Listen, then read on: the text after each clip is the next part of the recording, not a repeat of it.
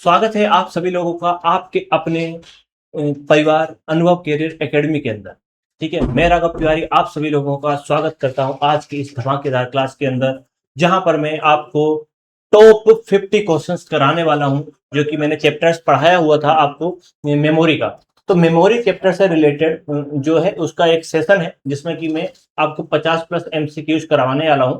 इसमें क्या होगा, आपको जो आपने पढ़ रखा है उसको प्रैक्टिस हो जाएगी आपकी, और जो नई चीजें होंगी वो भी आपको जानने को मिल जाएंगी कि आखिर किस तरीके से क्वेश्चंस बनते हैं।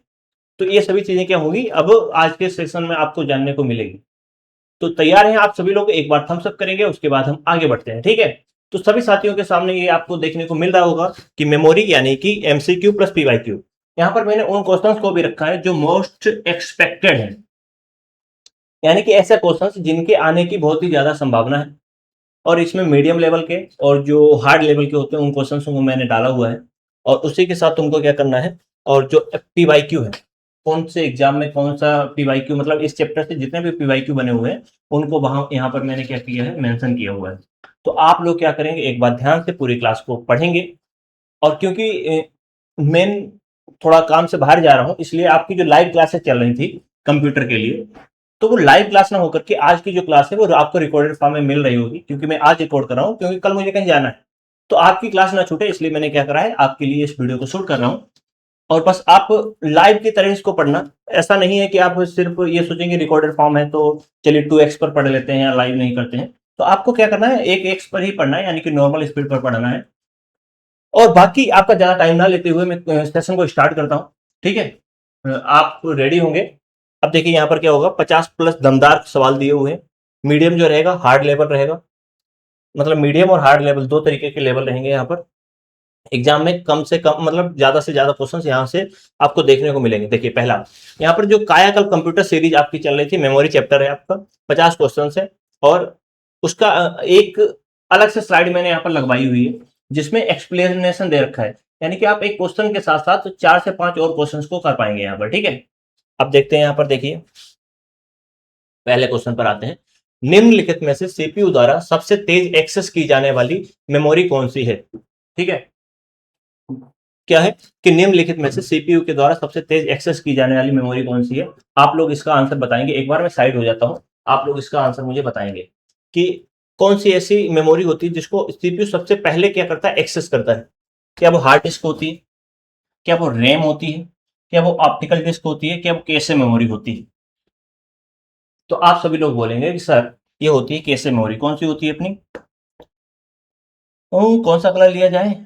आप बोलेंगे एरो ले लेते हैं, ठीक है। तो वो आपकी कौन सी होती है? तो आपकी वो कैशे मेमोरी होती है। अब देखिए कल के सेशन में, मतलब आज ही मैंने क्लास ली थी सुबह, उस सेशन में क्या हुआ था, मैंने मेमोरी का जो पार्ट 2 करवाया था उसमें मैंने बताया था जो कैशे मेमोरी होता है। मान लेते हैं यहाँ पर कैशे मेमोरी ना दिया होता है, यहाँ पर देता रजिस्टर। क्या देता? रजिस्टर। तो आपको टिक क्या करना पड़ता? ये भी दिया होता, मान लेते हैं यहाँ पर ऑप्टिकल डिस्क ना देकर उसने क्या दे दिया, रजिस्टर। रजिस्टर, तब आपको टिक क्या करना है, तब आपको कैशे मेमोरी टिक नहीं करना, आपको टिक करना है रजिस्टर। ठीक है, इतना आपको क्लियर हुआ होगा। ठीक है, तो अगर ऑप्शन में कैशे मेमोरी है तो कैसे रहेगा, और अगर कैशे मेमोरी नहीं है तो आपका क्या रहेगा भाई साहब, अगर कैशे मेमोरी नहीं दिया है तो आपकी रजिस्टर हो जाएगा। ये फाइनल आंसर। अब यहाँ पर देखते हैं नेक्स्ट स्लाइड में क्या इसका दे रखा है। देखो उत्तर कौन सा सही है, तो आप बोलेंगे सी, यानी कि कैशे मेमोरी सही है, क्योंकि कैशे मेमोरी सीपीयू के बहुत पास यानी कि अंदर होती है, इसीलिए रैम से भी तेज होती है। ये रैम से तेज होती है कैशे मेमोरी जो होती है, रैम, ये हम बताएं यहाँ पर। तो एक तरफ है सीपीयू, ठीक है, सीपीयू दिख रहा है आपको, सीपीयू, और बीच में एक जगह है और यहाँ पर लगा है रैम। तो इन दोनों के बीच में एक मेमोरी होती है जिसको हम बोलते हैं कैशे मेमोरी। ठीक है, इसी को बोलते हैं हम कैशे मेमोरी, आपको इतना याद रखना है। तो कैशे मेमोरी क्या होती है, सीपीयू और रैम के बीच में लगी होती है। एग्जाम ट्रैप क्या होता है, सेकेंडरी स्टोरेज की कैपेसिटी अधिक होती है, स्पीड नहीं। तो जो सेकेंडरी स्टोरेज होते हैं यानी कि सेकेंडरी मेमोरी होती है, उनकी कैपेसिटी तो अधिक होती है, यानी कि वो स्टोर करने का, डाटा स्टोर करने के लिए तो उनके पास क्षमता बहुत है कि वो डाटा को अधिक से अधिक स्टोर कर पाती है। बट उनके पास इतनी क्षमता नहीं होती है कि वो फास्ट एक्सेस वाली हो, यानी कि फास्ट तरीके से उनका एक्सेस टाइम जो होता है वो अधिक होता है। तो यहाँ पर ये चीजें हो गई। बाकी विकल्प जैसे रैम है, तो रैम फास्ट है लेकिन केस से स्लो होती है। ठीक है, हम यहाँ पर बताते हैं आपको किस तरीके से। देखो, पहले होता है रजिस्टर। क्या होता है? रजिस्टर। ठीक है, उसके बाद आती है केस है, उसके बाद आती है रैम, उसके बाद आती है रोम। तो इस तरीके से इसकी कैपेसिटी की बात होती है, यानी कि सबसे फास्ट रजिस्टर, उसके बाद कैसे आती है, रैम आती है, फिर आती है रोम। तो इतना आपको क्लियर? ठीक है। Exam revision line, case memory, case memory. ठीक है, आगे देखते हैं क्वेश्चन नंबर 2 की तरफ। कंप्यूटर बंद होते ही किस मेमोरी का डाटा सामान्यतः मिट जाता है? यानी कि इसका पूछने का सीधा सीधा मतलब है कि ऐसी कौन सी मेमोरी है जो कि वोलाटाइल होती है। क्या होती है? वोलाटाइल। यहाँ पर आप देखेंगे इसको क्या बोलते हैं? वोलाटाइल। ठीक है, वोलाटाइल, वोलाटाइल। यानी कि कौन सी मेमोरी जो होती है वोलाटाइल होती है, यानी कि जिसमें कंप्यूटर में विद्युत जाते ही क्या होता है, उसका जितना भी डाटा होता है वो लॉस्ट हो जाता है, नष्ट हो जाता है। तो आप बताएंगे ऑप्शन नंबर क्या है? रैम मतलब ROM, read only memory, RAM यानी कि random access memory, flash memory या हार्ड डिस्क। तो इसका आंसर सही हो जाएगा, बताएंगे सभी लोग। ये जो रेड कलर में बैठा हुआ बंदा है ये बताएगा, बताइए। तो इसका जो सही आंसर होगा मैं बताता हूं आपको। तो इसका सही आंसर हो जाएगा रैम। क्या हो जाएगा? रैम, यानी कि रैंडम एक्सेस मेमोरी। तो रैम, इसको याद करने का मैंने तरीका भी बताया था। रैम क्या होता है? रैम, रैम, रैम में ए होता है, ए को उल्टा करने पर बी बनता है, यानी कि जब ए को उल्टा करते हैं बी बनता है, यानी कि वोलेटाइल मेमोरी होती है। इस तरीके से आप करेक्ट करके चीजों को याद कर सकते हैं। ठीक है, करेक्ट करके चीजों को याद कर सकते हैं। अब देखते हैं इसके बारे में। देखो, रैम जो होती है वोलाटाइल मेमोरी होती है, मैंने बताया कि वोलाटाइल होती है। पावर आप होते हैं इसका डेटा मिट जाता है। रोम जो होती है flash, HDD, SDD non volatile storage होते हैं। तो रोम मेमोरी जो होती है, एचडीडी होती है, फ्लैश होती है, ये सभी क्या होती है? नॉन वोलाटाइल होती है। इनमें ऐसा नहीं होता है कि लाइट जाते ही डाटा मिट जाएगा। आप अपने फोन में अगर कोई फोटो स्टोर करके रखते हैं, आपकी गैलरी में कोई फोटो पड़ी है, तो ऐसा नहीं कि आप फोन स्विच ऑफ कर देंगे, दोबारा ओपन करेंगे तो वो आपकी फोटो डिलीट हो जाएगी, यानी कि वो रोम के अंदर होती है। लेकिन अगर आप कोई फोटो देख रहे होते हैं, मान लेते हैं आप कोई गैलरी खोले हुए, अचानक से आपका फोन ऑफ हो गया, आप दोबारा ओपन करेंगे तो वो आपको डिस्प्ले पर दिखाई नहीं देगा। आपको उसको देखने के लिए दोबारा गैलरी को ओपन करना पड़ेगा, उस फोटो पर क्लिक करना पड़ेगा, तब आप उस फोटो को देख पाएंगे। ठीक है, बाकी विकल्प रोम में फायरबर्न, बायोस टाइप क्या होता है, परमानेंट इंस्ट्रक्शन रहती हैं। Flash memory, USB drive, SSD में उपयोग होती है और डाटा रिटेन करती हैं। क्वेश्चन नंबर 3 आपका है कि रोम एंड रैम में मुख्य अंतर क्या होता है? देखो, रोम जो होती है वोलाटाइल, रैम नॉन वोलाटाइल होती है। आप बोलेंगे नहीं, उल्टा होता है कि रैम जो होती है वो वोलाटाइल होती है। रैम में ए है, यानी कि वोलाटाइल है, वोलाटाइल है। ये आपको क्लियर हुआ? तो ये तो नहीं होगा। रोम परमानेंट इंस्ट्रक्शंस रखती है, रैम टेम्परेरी वर्किंग करता है। ये बात तो बिल्कुल सही है। ठीक है, रैम केवल रीड ओनली मेमोरी होती है, read only RAM, read only नहीं, रीड ओनली कौन होता है? रोम। रोम की फुल फॉर्म क्या होती है? तो आप बोलेंगे रीड ओनली मेमोरी। तो रीड ओनली मेमोरी रैम होती है? आप बोलेंगे नहीं सर, वो तो रोम होती है, रैम नहीं होती है। भी गलत। रोम हमेशा रैम से तेज होती है? नहीं, अभी मैंने पीछे वाली स्लाइड में बताया कि रैम जो होती है वो फास्ट होती है, रोम नहीं। तो रोम हमेशा रैम से तेज होती नहीं, उल्टा होता है, यानी कि रैम जो होती है, रैम वो फास्ट होती है किससे? रोम से। तो ये चीजें थी, तो ये भी आपका गलत। ऑप्शन नंबर बी आपका हो जाएगा सही। ठीक है, यहाँ पर देखिए, रोम नॉन वोलाटाइल मेमोरी है, इसीलिए पावर ऑफ होने पर भी इसका डाटा बना रहता है। ठीक है, और अगर बात करते हैं रैम रीड राइट और वोलाटाइल होती है। बायोस फर्म जैसे startup instructions ROM flash memory के अंदर आपको देखने को मिलते हैं।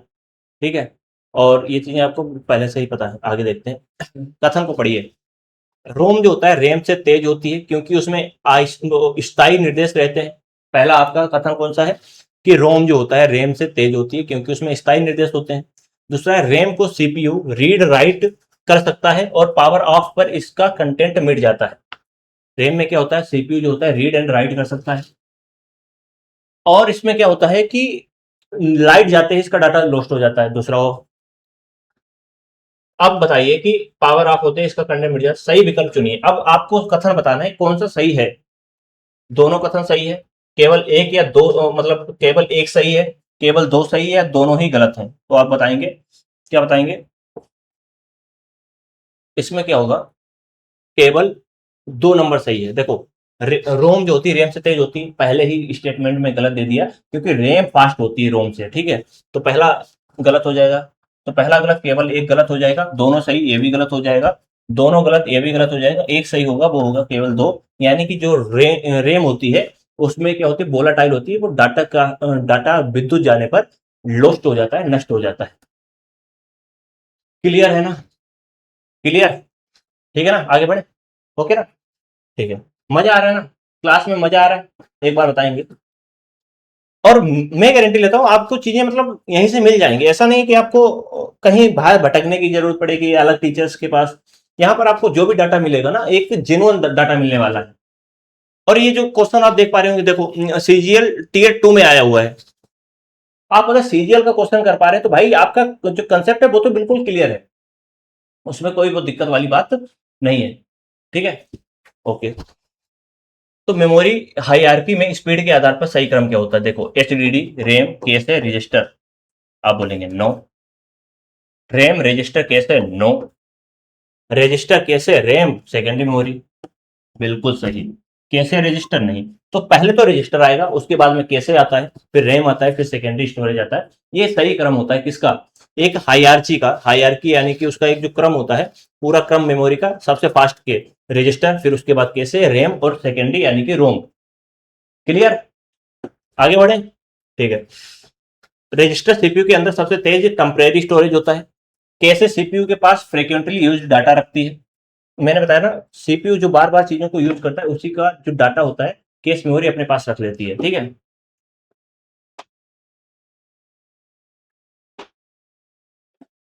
ठीक है, हुआ क्लियर इतना? अब देखते हैं आगे।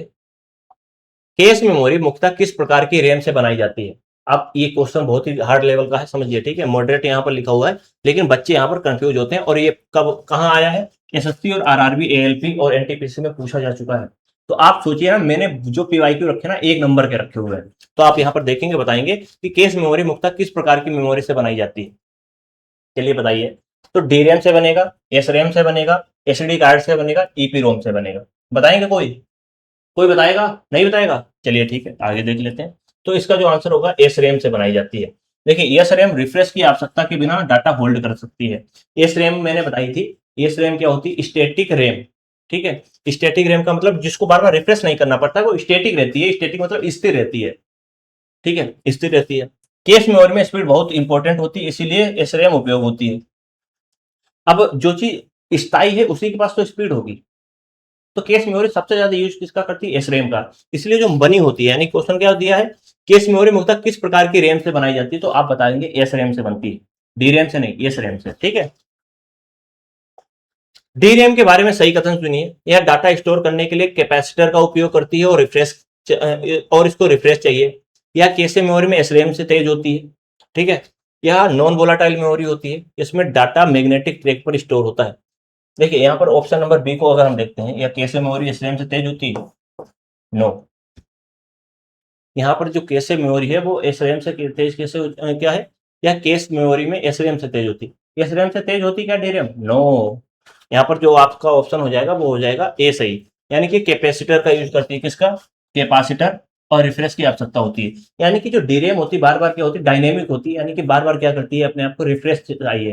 यानी कि बहुत ज्यादा इसमें रिफ्रेश होना पड़ता है। तो चीजें क्या होती है, रिफ्रेश होती रहती है। ठीक है? क्लियर ना? ठीक है।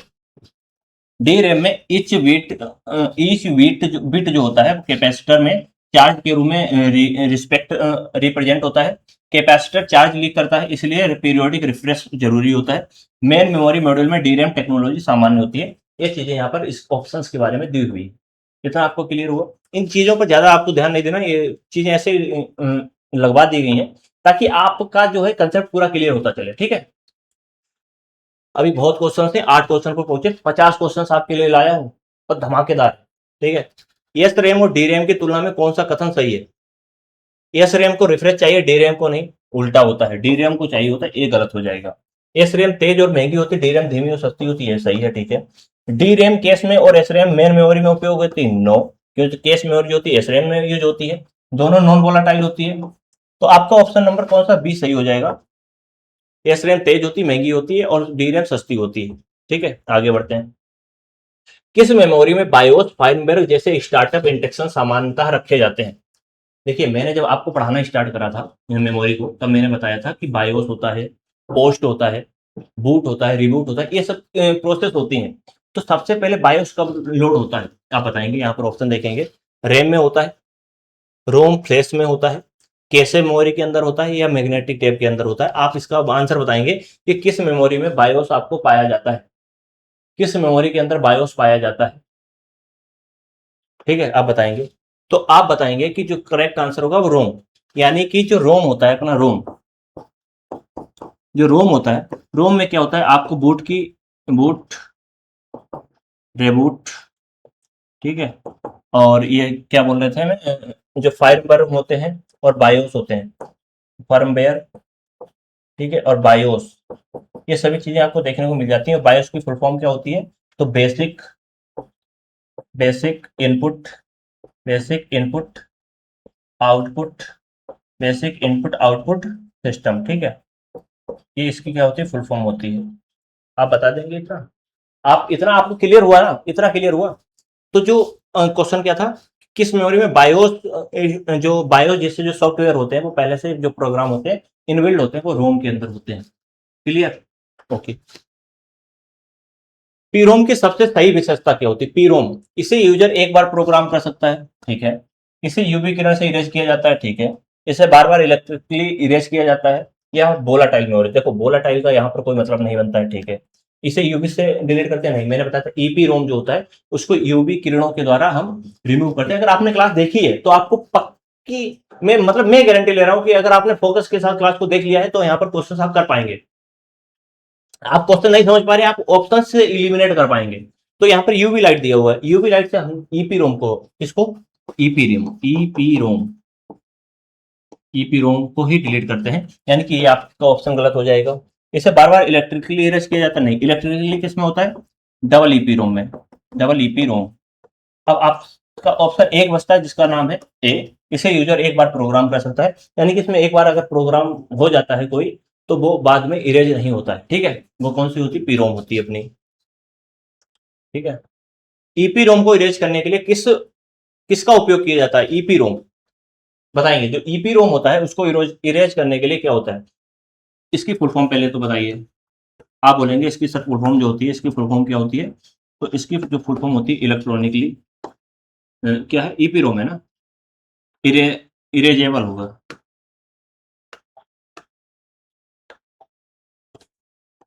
Erasable, erasable, programmable, programmable,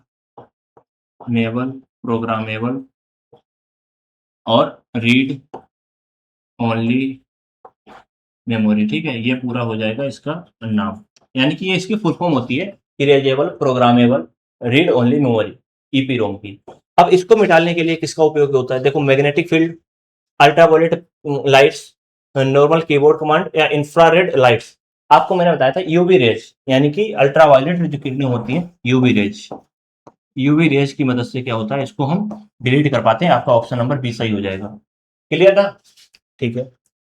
EP रोम इरेजेबल प्रोग्रामेबल रोम होती है। ईपी रोम चिप पर क्वाइट विंडो होती है, यूवी एक्सपोजर से इसको इरेज किया जाता है, बिल्कुल सही बात है। इरेज के बाद इसे फिर से प्रोग्राम किया जा सकता है, बिल्कुल बात है। मतलब मैंने बोला था इसको बार बार डिलीट करके यहाँ पर जो इरेज होता है डाटा, डाटा को इरेज करो दोबारा से लिख दो, इरेज करो दोबारा से लिख दो, ये चीजें यहाँ पर चलती हैं, ठीक है। आगे देखते हैं, डबल ईपी रोम की सही पहचान क्या है, इसे इलेक्ट्रिकल सिग्नल से इरेज प्रोग्राम रिप्रोग्राम किया जा सकता है, इसे केवल मैन्युफैक्चरर प्रोग्राम करता है, नहीं। प्रोग्राम जो मैन्युफैक्चरर प्रोग्राम किसको करता है, आप बोलेंगे जो मैन्युफैक्चरर जो प्रोग्राम करता है वो किसको करता है, पीरोम को, और डबल ईपी रोम को भी कर सकता है, वो ईपी रोम को भी कर सकता है, ठीक है। अगर बात करते हैं केवल सिक्वेंशियल एक्सेस मेमोरी होती, नो, या सिर्फ टेम्परेरी वर्किंग के लिए होती, नो। डबल ईपी रोम जो होती है आज के टाइम पर बहुत ज्यादा यूज होती है, इसलिए इसका ऑप्शन नंबर ए सही हो जाएगा। इससे इलेक्ट्रिक जो सिग्नल्स होते हैं उनकी मदद से डिलीट करा जा सकता है, और उसी की मदद से इसमें क्या होता है, डाटा को लिखा भी जा सकता है। तो आप इतना समझ गए ना, ठीक है। उत्तर क्या हो गया, ईपी रोम, यही वही चीजें हैं। फ्लैश मेमोरी किस रोम फैमिली से निकट रूप से संबंधित होती है, जो फ्लैश मेमोरी होती है किस रोम फैमिली से निकट रूप से संबंधित होती है। देखो जब मैंने फ्लैश मेमोरी बताई थी, मैंने बताया था डबल ईपी रोम जो होती है, double E P ROM, double E P ROM, ये जो अपनी मेमोरी होती है, ये इसी को हम बोलते हैं फ्लैश मेमोरी। क्या बोलते हैं, फ्लैश मेमोरी। फ्लैश मेमोरी का इसी को बोलते हैं, किसको, डबल ईपी रोम। तो ये किससे संबंधित होगी, नॉर्मल सी बात है, डबल ईपी रोम से संबंधित हो जाएगी, होगा ना। मैंने कल की क्लास में आपको बताया था कि डबल ईपी रोम जो होता है वो क्या होता है, फ्लैश मेमोरी का ही दूसरा नाम होता है। तो जब यहाँ पर पूछा गया है फ्लैश मेमोरी किस रोम फैमिली से निकट रूप से संबंधित होती है, तो आप बोलेंगे डबल ईपी रोम से। डीरैम का कोई मतलब नहीं है, क्योंकि रोम पूछा है तो डीरैम, यहाँ पर रैम आया है तो गलत है। मैग्नेटिक कॉइल्स की कोई मतलब नहीं बनता है, और वहीं पर एस रैम, यहाँ पर एस रैम दिया हुआ है, रैम का भी कोई मतलब नहीं बना, रोम की बात हो रही है, तो यहाँ पर आप डबल ईपी रोम इससे भी इलिमिनेट कर सकते हैं।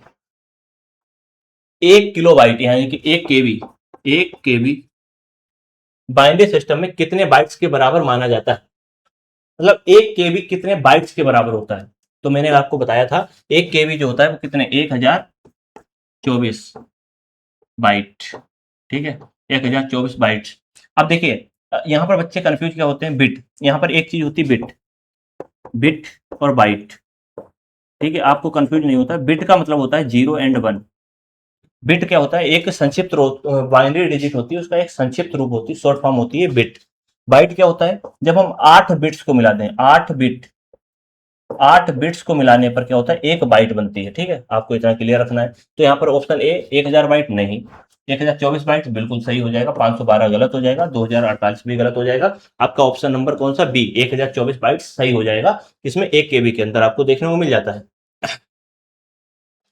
1 मेगाबाइट यानी कि 1 MB के अंदर, 1 MB है, में बाइनरी कन्वर्जन के अनुसार कितने बाइट्स होते हैं। देखिए 1 MB में अगर हम बात करते हैं, देखिए 1 MB के अंदर, 1 MB आप दिखाई दे रहा है ना, 1 MB, तो 1 MB में क्या होता है, 1024 केबी होते हैं, 1024 केबी। अब देखो 1024 केबी में कितना हो जाएगा, यानी कि केबी को हम किस में, यहाँ पर 1024, 1024 और केबी, केबी क्या होती है, 1 केबी में कितने बाइट्स होते हैं, तो आप बोलेंगे 1024।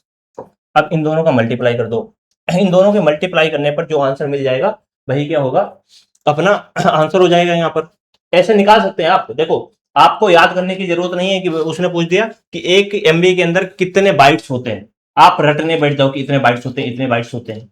आपको रटने की जरूरत है ही नहीं भाई, जब आपने मैथ पढ़ रखी है तो आप मैथ का फार्मूला यूज करिए। 1024 केबी, और केबी को जगह पर हम 1024 रख सकते हैं, क्योंकि एक केबी के अंदर क्या होता है, 1024 ही बाइट्स होते हैं, और 1024, तो इसका मल्टीप्लाई करेंगे, 4 चक्कू 16, यानी कि लास्ट का डिजिट, यूनिट डिजिट जो होगा 6 होगा। यहाँ पर 6 है नहीं, यहाँ पर 6 है नहीं, यहाँ पर 6 है बिल्कुल सही है, यहाँ पर है नहीं।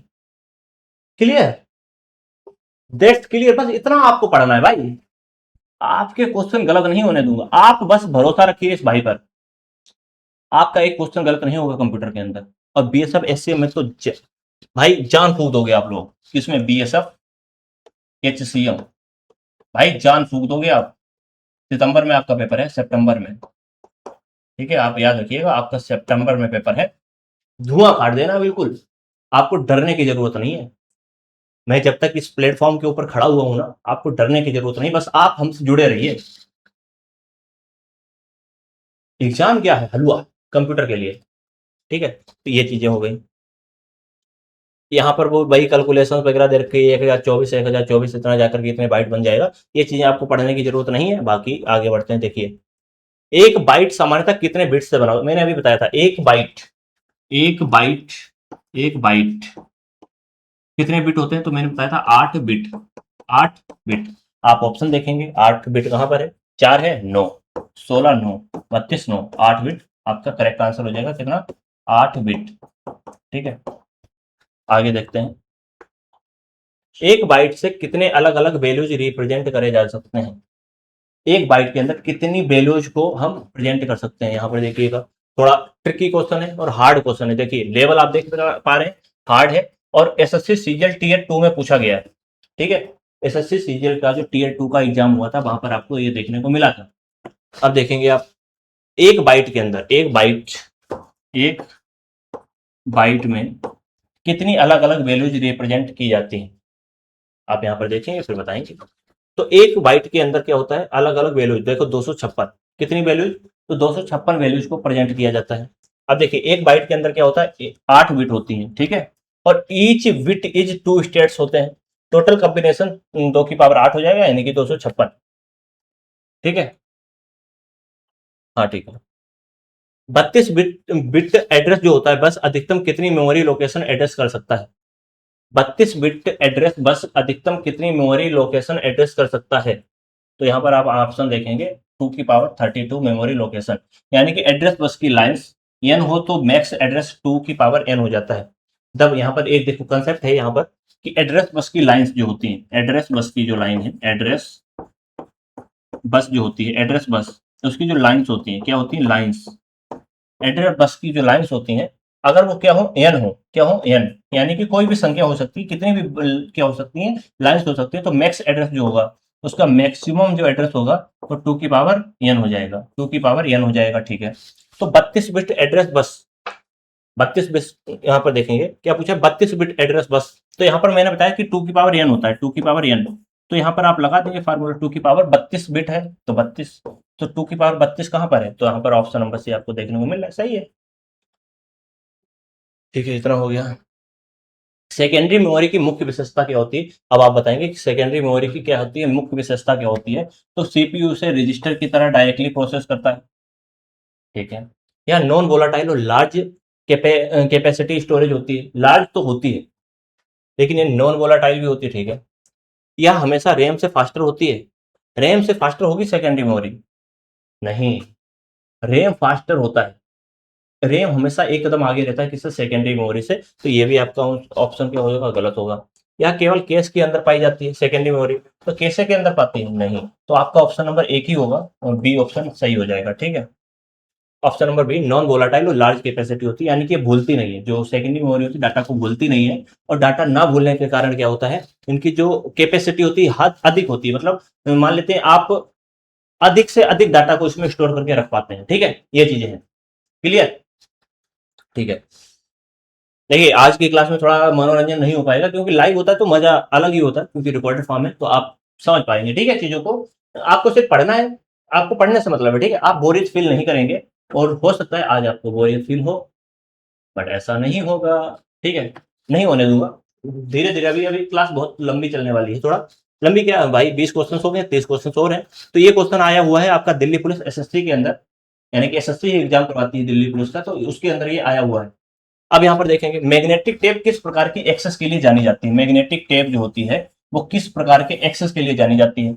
तो देखो, random access, sequential access, associative access, direct, शायद बी होगा। ठीक है, अब यहाँ पर सीक्वेंशियल एक्सेस यानी कि इसके बारे में जानते हैं। यहाँ पर टिक मार देते हैं थोड़ा। ठीक है, सीक्वेंशियल एक्सेस अपनी, अब यहाँ पर देखते हैं जितनी भी हार्ड डिस्क हो गए, यहाँ पर कहाँ पर समझाए भाई, यहाँ पर बता दें। ठीक है, देखिए हार्ड डिस्क जो होता है एचडीडी, ये क्या करता है? रेंडमली क्या करता है? रेंडमली। तो जो एचडीडी होता है वो रेंडमली कहीं से भी डाटा उठा सकता है। मान लेते हैं एक लाइन है, पूरी लाइन में 10 बच्चे खड़े हुए हैं, तो ऐसा नहीं कि वो पहले एक के पास जाएगा, दूसरे के पास, तीसरे के पास, चौथे के पास, पांचवें के पास। उसको अगर 10वां बच्चा चाहिए तो वो उठाएगा, 10 के तुरंत खींच लेगा। 8वां बच्चा चाहिए, 8 को निकाल लिया। मतलब ये नहीं है कि पहले के पास जाएगा फिर दूसरे के पास, तीसरे के पास, मतलब कहीं से भी रैंडम किसी से भी निकाल सकता है। बट जो मैग्नेटिक टेप होता है, मैग्नेटिक टेप, मैग्नेटिक टेप क्या करेगा?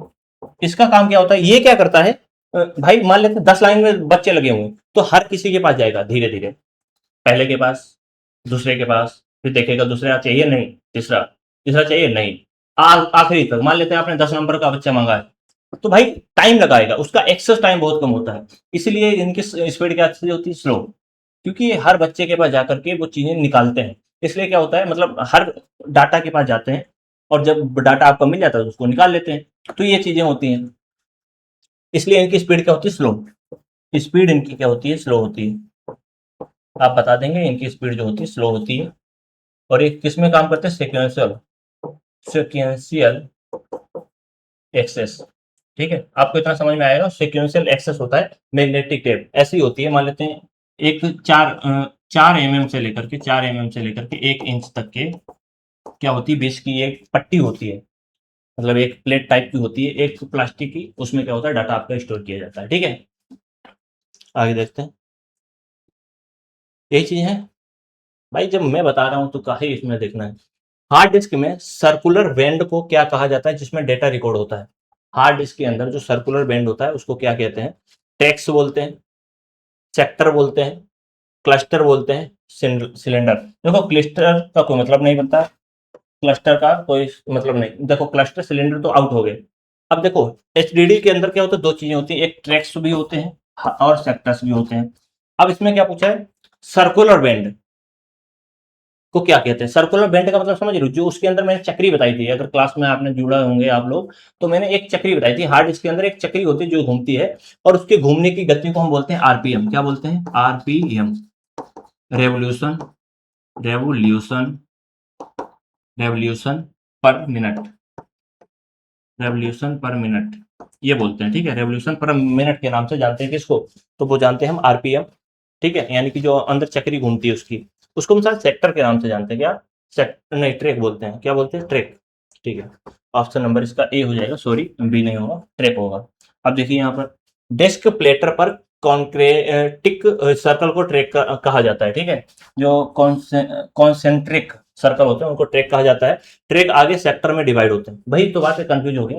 जो ट्रैक होते हैं वो आगे चल करके सेक्टर्स में डिवाइड हो जाते हैं। ठीक है, तो यहाँ पर ये हो गया। सेम रेडियस वाले ट्रैक्स का सेट सिलेंडर होता है। ठीक है, सेक्टर ट्रैक का हिस्सा होता है, सिलेंडर मल्टीपल सेक्टर जो होता है ट्रैक का हिस्सा होता है, सिलेंडर मल्टीपल प्लेटर्स पर सेम पोजीशन ट्रैकर्स का एक क्या होता है, ग्रुप होता है। ठीक है, हार्ड डिस्क के ट्रैकर्स किस में विभाजित होते हैं, अभी अभी अभी बताया है। जो हार्ड डिस्क की जो ट्रैकर्स होते हैं किस में विभाजित होते हैं, वो सेक्टर्स में बढ़ जाते हैं। तो आपका ऑप्शन नंबर ए सही हो जाएगा, यानी कि जो ट्रैक्स होते हैं वो बढ़ करके सेक्टर में बढ़ जाते हैं, यानी कि जो ट्रैक होगा, ट्रैक बटेगा इसमें सेक्टर, सेक्टर के अंदर बढ़ जाता है। ठीक है, सीक टाइम का अर्थ क्या होता है, सीक टाइम आप बताएंगे, सीक टाइम क्या होता है। ऑप्शन, डाटा ट्रांसफर कंप्लीट होने का फुल समय, हेड को रिक्वायर्ड ट्रैक तक ले जाने का समय, रिक्वायर्ड सेक्टर के हेड के नीचे आने का समय, और रैम रिफ्रेश होने का समय। तो यहाँ पर आपका ऑप्शन नंबर बी हो जाएगा, हेड को डिजायर्ड ट्रैक तक ले जाने का समय जो होता है।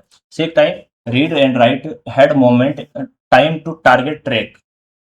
जो टारगेट होता है उसको ट्रैक करने के लिए जो होती है टाइम, उसी को हम सीक टाइम के नाम से जानते हैं। ठीक है, एक्सेस टाइम में seek time plus latency plus transfer time शामिल हो सकते हैं।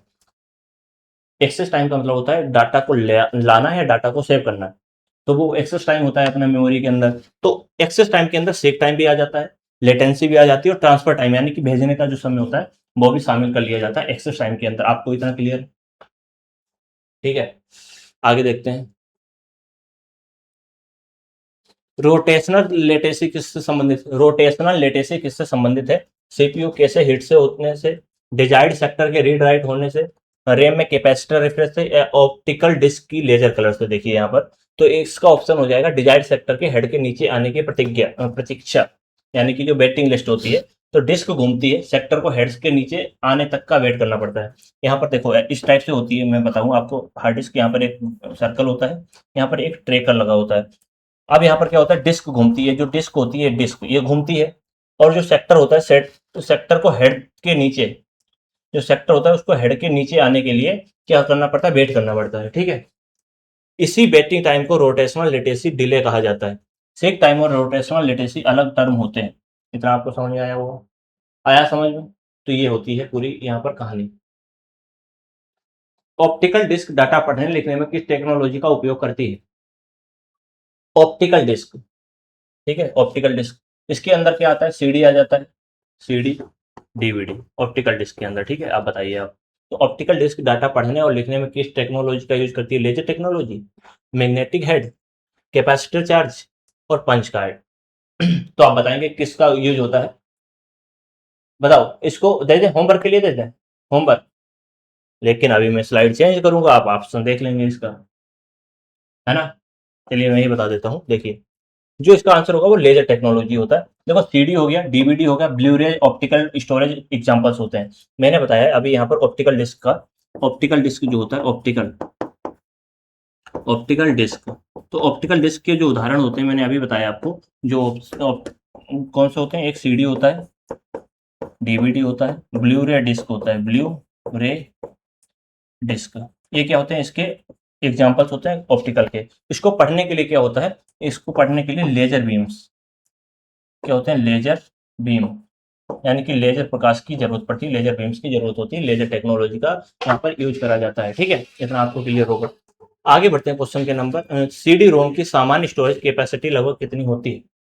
ठीक है, क्या होता है सीडी रोम की सामान्यतः स्टोरेज कैपेसिटी कितनी होती है? देखो मैंने बताया था सीडी और एक डीवीडी, तो आपने सीडी का देखा होगा, इसका स्टोरेज कैपेसिटी मैंने बताया था 700 एमबी। सीडी में जो डाटा स्टोर होता है वो 700 एमबी तक का डाटा स्टोर होता है। कितना? 700 एमबी का डाटा किसमें स्टोर होता है? वो सीडी के अंदर आपको देखने को मिलता है। सीडी के जो हमने क्या बताए थे, कुछ प्रकार भी बताए थे, देखिए जैसे कि मैंने एक आर सी आर डब्ल्यू और सीडी रोम बताया था। अब भाई पूछा है सीडी रोम की सामान्य जो स्टोरेज कैपेसिटी होती है लगभग कितनी होती है, आप बताएंगे। तो यहाँ पर कितनी हो जाएगी, देखिए यहाँ पर तो इसकी हो जाती है 600 से 700 एमबी, वही तो बताया मैंने। तो जो सीडी रोम होती है, चाहे देखो यहाँ पर देखिए, यहाँ पर देखो सीडी की मैंने बताया 700 एमबी। भाई यहाँ पर पूछा है कि भाई लगभग कितनी कैपेसिटी होती है सीडी के अंदर। सीडी के ये पार्ट्स हैं, भाई सीडी के पार्ट्स हैं, इनमें भाई सीडी के अंदर 700 एमबी तक का डाटा है, तो सीडी और ये जो प्रकार होते हैं उनके अंदर भी पाया जाएगा। तो सीडी रैम के अंदर कितना पाया जाएगा, तो आप बोलेंगे 700 एमबी। भाई यहाँ पर दे रखा है कितना, 600 से 700 एमबी। ठीक है, आपको इतना समझ में आया होगा। डीवीडी की सामान्य सिंगल लेयर कैपेसिटी लगभग कितनी होती है? देखो डीवीडी की 2 लेयर्स बताई थी मैंने। देखो डीवीडी, तो डीवीडी इसको हमने 2 पार्ट्स में बांटा था, एक सिंगल लेयर, एक क्या थी सिंगल, एक थी डबल। सिंगल और डबल, मैंने बोलना था सिंगल। सिंगल में क्या होता है 4.7 जीबी, 4.7 जीबी, तो आपका ऑप्शन नंबर सी हो जाएगा। सिंगल पूछा ना, सिंगल लेयर, हाँ। तो इसकी क्या होती है, सिंगल लेयर की जो होती है वो होती है 4.7। यहाँ पर देखेंगे डीवीडी का फुल फॉर्म होता है डिजिटल वर्सेटाइल डिस्क। क्या होती है डिजिटल वर्सेटाइल डिस्क, क्या होती है फुल फॉर्म होती है किसकी, तो डीवीडी की। इसमें क्या होता है सिंगल लेयर डीवीडी लगभग 4.7 जीबी डाटा रख सकती है। सीडी से अधिक कैपेसिटी होने के कारण डीवीडी वीडियो डाटा स्टोरेज में पॉपुलर रही है। ठीक है, बाकी ऑप्शन जो थे 700 एमबी सीडी रोम से जुड़ा है और 25 जीबी ब्लू-रे डिस्क। देखो यहाँ पर देखेंगे तो 25 जीबी कहाँ है, ये किससे जुड़ा होता है, ये ब्लू रे डिस्क, ब्लू रे डिस्क से संबंधित है। यानी कि ब्लू रे डिस्क जो होती है उसकी जो ब्लू रे डिस्क जो होती है उसकी क्या बोलते हैं, जो सिंगल लेयर हाँ, जो सिंगल लेयर होती है वो होती है 25 जीबी की। ठीक है, इतना आपको क्लियर हुआ। ब्लू रे डिस्क की सिंगल लेयर कैपेसिटी कितनी मानी जाती है, तो अभी देखो मैंने अभी क्या बताया था, वो मानी जाती है 25 जीबी। ठीक है, 25 जीबी मानी जाती है किसकी, ब्लू रे डिस्क जो होता है, ब्लू रे डिस्क की जो कैपेसिटी है वो 25 है। और 50 होती है किसमें, डबल लेयर में।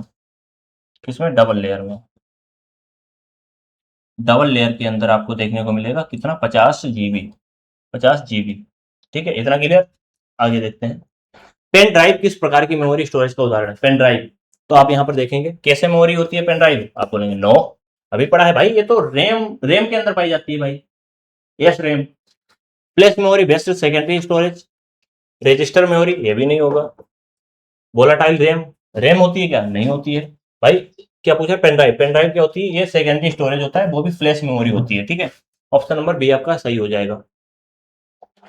एसएसडी को एचडीडी की तुलना में तेज बनाने वाला मुख्य कारण क्या होता है? देखो एसडीडी में एस एसएसडी में मूविंग मैकेनिकल पार्ट्स नहीं होते। एसएसडी में मैग्नेटिक टेप पर डाटा रखा जाता है। एसएसडी केवल वोलाटाइल रैम होती है। एसएसडी में लेजर लेंस होते हैं। तो यहाँ पर आपका ऑप्शन हो जाएगा जो मूविंग मैकेनिकल पार्ट्स नहीं होते, नो मूविंग मैकेनिकल पार्ट्स। क्या होता है, नो मूविंग मैकेनिकल पार्ट्स, कोई भी मैकेनिकल पार्ट्स वहां पर मूव नहीं करते होते हैं। एसएसडी फ्लैश मेमोरी चिप पर आधारित होती है। अब देखो फ्लैश का मतलब क्या होता है, फ्लैश का मतलब लाइट, फ्लैश का मतलब लाइट, लाइट की गति से, यानी कि फ्लैश बहुत ही फास्ट जो होती है, फ्लैश मेमोरी क्या होती है, फास्ट होती है। कैसी होती है, फास्ट होती है। फ्लैश मेमोरी कैसी होती है, फास्ट होती है। तो ये एसएसडी भी क्या फास्ट है, क्योंकि फ्लैश मेमोरी चिप पर आधारित होती है। एचडीडी में स्पिनिंग प्लेटर होते हैं। एचडीडी में मैंने बताया था एक सर्कल लगा होता है, वो घूमता है, और घूमने के कारण ये क्या होती है, इसकी स्पीड कम हो जाती है। ठीक है, ये हो गया। और एसएसडी क्या होती है, रैंडम एक्सेस और बूट लोडिंग में जनरली फास्टर होते हैं। देखो एसएसडी में मैंने बताया था, एसएसडी में मैंने पढ़ाया था एसएसडी। देखो एसएसडी की इसकी जो होती है सॉलिड, इसकी फुल फॉर्म की बात करते हैं state solid state disk, solid state disk के बारे में बात करी थी। उसी के साथ अगर मैं बात करता हूँ एसएसडी में, इसमें क्या होता है, बूट, जो बूट और रिबूट जो होता है, इनकी जो स्पीड होती है, रीड रूट और रिबूट की जो स्पीड होती है, तो वो फास्ट होती है।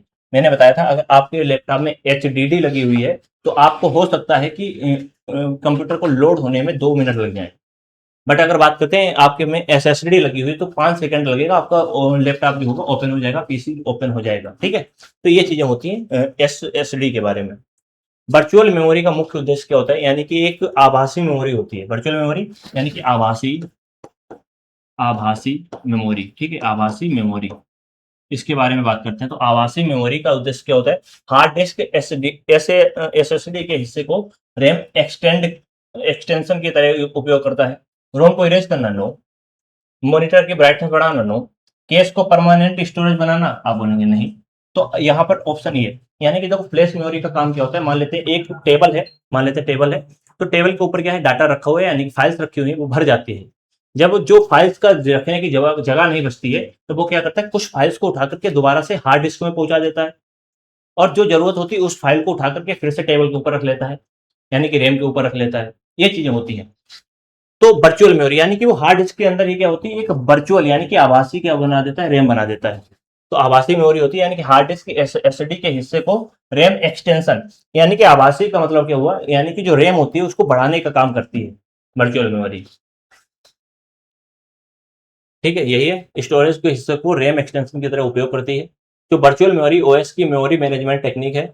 जब फिजिकल रैम कम पड़े तो disk SSD page page file जो होती है स्वैप एरिया का उपयोग करता है, या लार्जर एड्रेस स्पेस का इल्यूजन देती है, लेकिन डिस्क एक्सेस रैम से स्लो होता है। ठीक है, थ्रेसिंग किस स्थिति को कहते हैं, थ्रेसिंग, तो यहाँ पर देखेंगे थ्रेसिंग एक्सेसिव पेगिंग और स्वैपिंग से परफॉर्मेंस गिरना। देखो इसके बारे में मैंने अपनी क्लास में नहीं पढ़ाया हुआ है। ठीक है, और ये जो क्वेश्चन है आपको देखने को मिलेगा, देखिए हार्ड लेवल का क्वेश्चन है, और एसएससी में ये एक्सपेक्टेड क्वेश्चन है, इस पर आपको ध्यान नहीं देना है ज्यादा, एक्सपेक्टेड है क्योंकि ये आया हुआ नहीं है।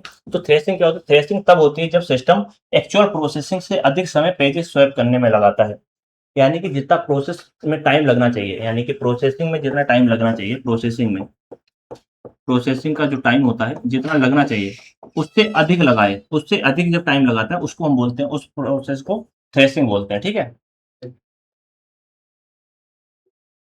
और अगर बात करते हैं अब पेजिंग में, पेज फॉल्ट कब होता है, जब रिक्वायर्ड पेज रैम में मौजूद ना हो, जब रोम रीड ओनली हो, जब सीपीयू क्लॉक बंद हो जाए, जब मॉनिटर रिफ्रेश रेट कम हो। ठीक है, ठीक है। तो पेज फॉल्ट पर ओएस रिक्वायर्ड पेज को सेकेंडरी स्टोरेज से रैम लाता है, यानी कि रिक्वायर्ड जो पेज होते हैं रैम में ना हो।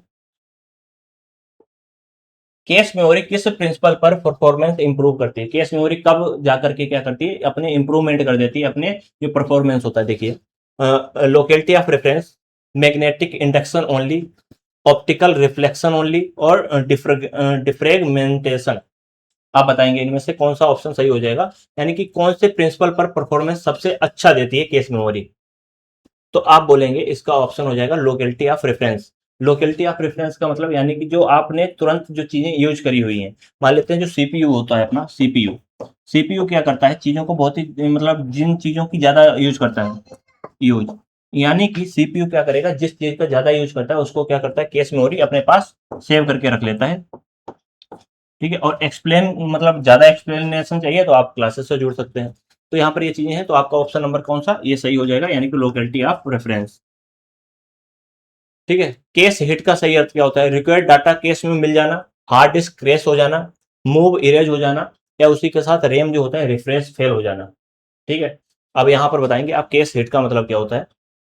देखिए केस हिट का जो मतलब होता है रिक्वायर्ड डाटा केस में मिलना, यानी कि मान लेते हैं केस हिट कब होगा, यानी कि आपने कोई चीज कमांड दी या कोई आपने इंस्ट्रक्शन दिया और वो केस मेमोरी में है, तो आप सीपीयू ने क्या करा, केस मेमोरी के पास गया, तुरंत उठा करके ले आया, यानी कि वो बहुत जल्दी हिट करता है उसको। ठीक है, क्योंकि अगर उसके पास डाटा है तो हिट करेगा, वरना उसको हार्ड डिस्क के पास जाना पड़ेगा, रोम के पास जाना पड़ेगा, वहां से डाटा उठाना पड़ेगा। केस हिट पर सीपीयू को मेन मेमोरी से डाटा लाने की जरूरत नहीं पड़ती है ना, मेन मेमोरी से नहीं लाएगा, केस के पास रखा हुआ है, मान लेते हैं यहाँ पर केस मेमोरी है, देखिए यहाँ पर केस मेमोरी है अपनी,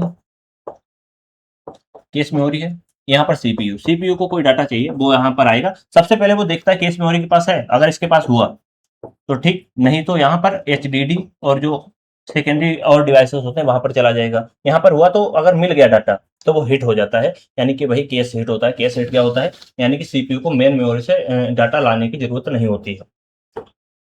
L1 केस सामान्यतः देखो, केस के 3 प्रकार होते हैं, एक L1, L2, L3। अब देखो L1 की बात करते हैं। L1 केस सामान्यतः कहाँ स्थित होता है, तो कहां पर स्थित होता है, देखिए सीपीयू कोर के अंदर सबसे पास में L1। L1 जो होता है वो केस स्मॉलेस्ट होता है, जो केसे होता है वो स्मॉलेस्ट और फास्टर केसे लेवल मानी जाती है, यानी कि L1 जो होती है सबसे फास्ट मानी जाती है। L1 क्या होती है, सबसे फास्ट मानी जाती है और सबसे नजदीक पाई जाती है सीपीयू के।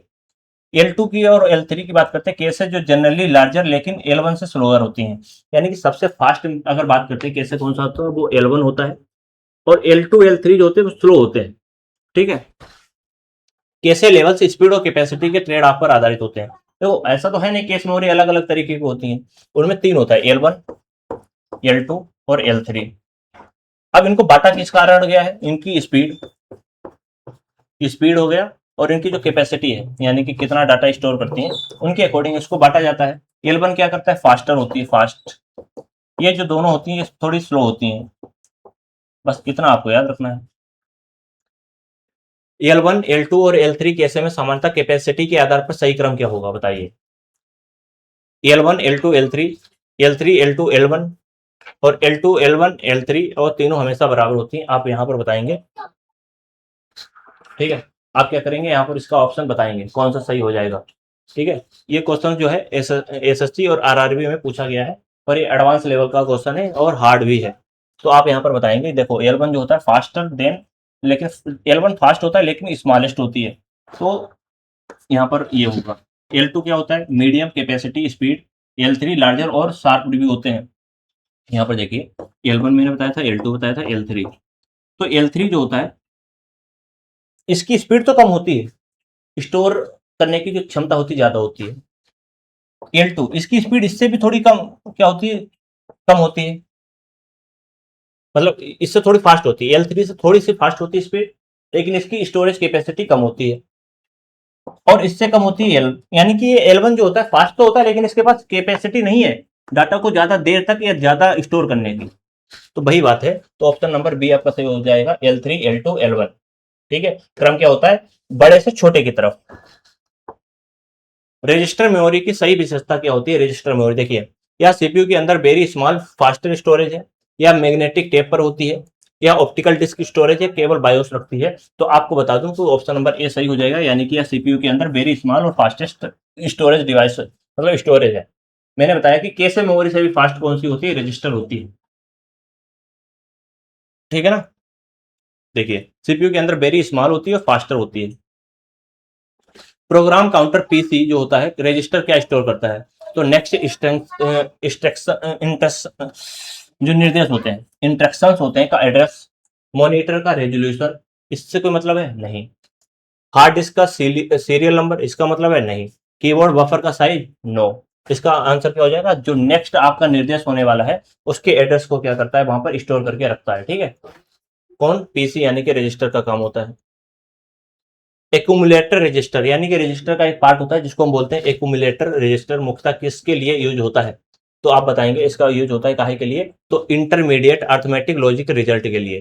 देखिए एक्यूमुलेटर एलयू ऑपरेशंस में रिजल्ट और जो क्या बोलते हैं ऑपरेशंस को, ठीक है, को टेम्परेरी होल्ड कर सकता है, यानी कि जो रिजल्ट होते हैं, जो अपना जो क्या बोलते हैं इसको एक्यूमुलेटर जो एलयू होता है, ये क्या करता है, रिजल्ट को थोड़े टाइम के लिए क्या करेगा, स्टोर करके रख पाता है, होल्ड कर पाता है। ठीक है,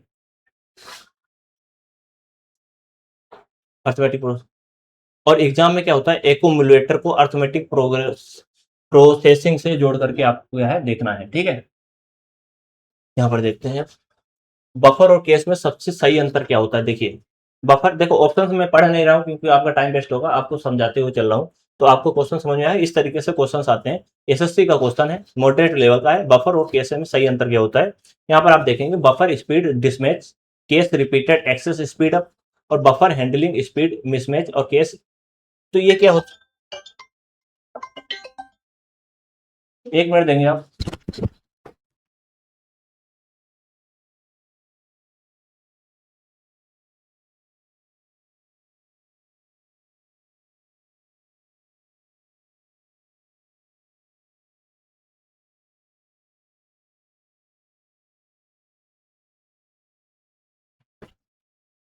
हेलो, ठीक है, आवाज आ गई। हाँ, तो क्या बता रहा था मैं।